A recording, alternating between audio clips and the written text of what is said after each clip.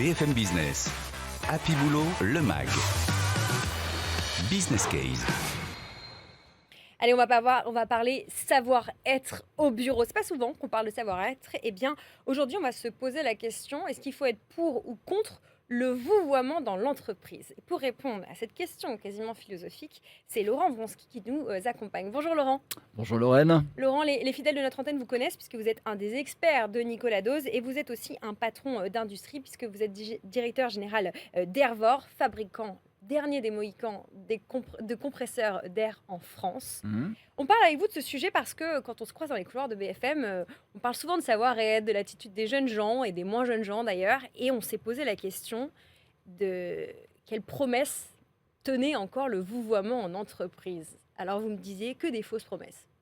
Oui, parce que le vouvoiement était encore de mise jusqu'à il n'y a pas si longtemps. D'ailleurs, même dans la vie de tous les jours, parfois vous êtes dans des contextes où on vous tutoie systématiquement. Ou, par exemple, vous avez des réseaux sociaux où on s'adresse à vous par votre prénom. Et parfois, c'est votre prénom et le tutoiement.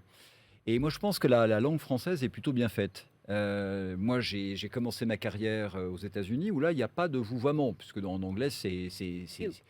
c'est you. Mm.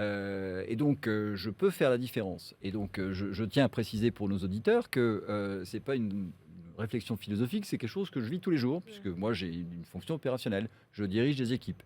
Et dans une PME industrielle, vous avez toutes les générations, vous avez tous les corps de métier, vous avez tous les niveaux d'éducation.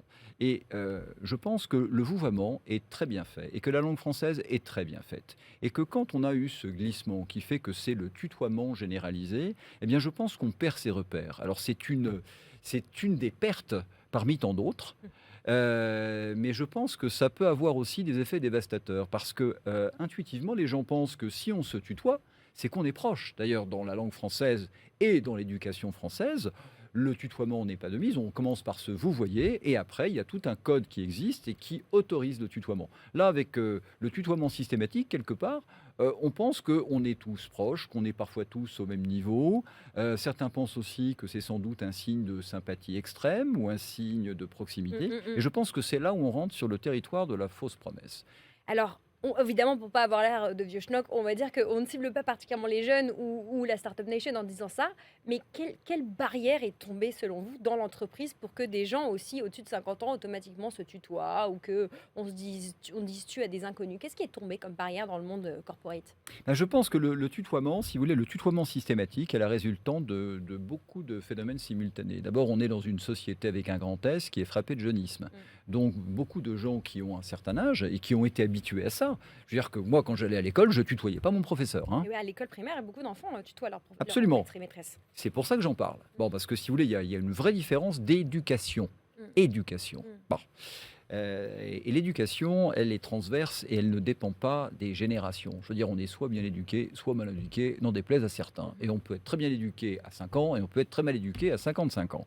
Mais je pense que beaucoup de gens qui ont 40 ans et plus pensent que si ils vous voient, quelque part, c'est une forme de ringardise ou qu'il passe, comme vous l'avez dit, pour un vieux schnock et pour quelqu'un qui est dépassé, que quand on est moderne, quand on est jeune d'esprit, alors on tutoie. Eh bien moi, je prétends que c'est précisément l'inverse. C'est-à-dire que le vouvoiement est une marque de respect. Et cette marque de respect, on peut la porter à n'importe qui, que l'on ait 5 ans ou que l'on ait 55 ans. Alors Laurent, en 1 minute pour conclure, pourquoi être pour le vouvoiement et dans quelles circonstances il est vraiment bénéfique d'un point de vue managérial?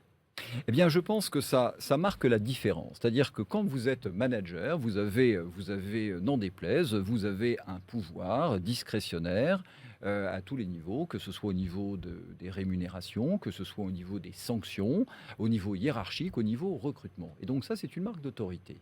Et le fait, si vous voulez, d'avoir un vouvoiement, ça n'est pas, si vous voulez, un signe narcissique. Bien au contraire, ça montre la différence. C'est comme quand vous rencontrez une personne qui peut avoir 2 fois votre âge, le fait de le vouvoyer, c'est que vous reconnaissez une certaine forme de respect et d'autorité. Donc c'est pas un jugement de valeur, c'est juste que ça remet l'église au centre du village. Et donc je pense que dans un cadre managérial, dans un cadre professionnel, je pense que c'est une très bonne chose que de respecter le vouvoiement. Ça évite les fausses promesses. Je veux dire que une entreprise Ça n'est pas une démocratie, ça n'est pas un bac à sable, et on n'est pas là pour être avec ses copains. Et un bon manager est quelqu'un qui prend les bonnes décisions et qui est respecté par ses équipes. C'est pas forcément quelqu'un qui est sympathique ou faussement sympathique. Voilà, une marque de respect et pas forcément une marque de fausse proximité. Voilà, c'était l'édito pour le vouvoiement en entreprise. Merci Laurent d'avoir joué le jeu de cet exercice. Laurent Bronski, le directeur général d'Airvor, et puis surtout un de nos experts.